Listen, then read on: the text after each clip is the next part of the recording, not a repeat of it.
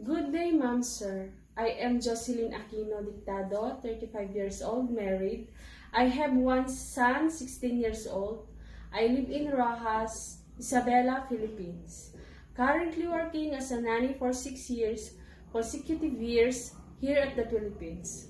And I also work as a domestic helper in Saudi Arabia.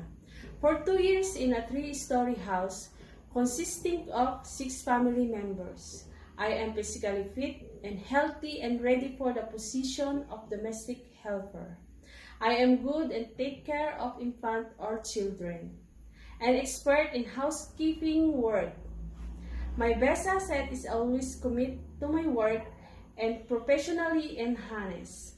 I always ensure the safety and security within the house and my employer. I am looking forward hearing from you soon, ma'am, sir. Thank you.